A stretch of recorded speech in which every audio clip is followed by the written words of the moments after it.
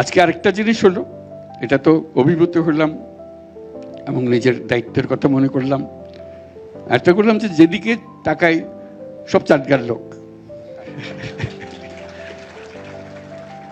ঢোকা অবধি দেখছি চাটগার লোক। তো বুঝতে পারছি চাটগার বৌদ্ধ ধর্মের এখনো ঠিকানা চট্টগ্রাম। তোমরা ভালো আছেন নিবি এখন?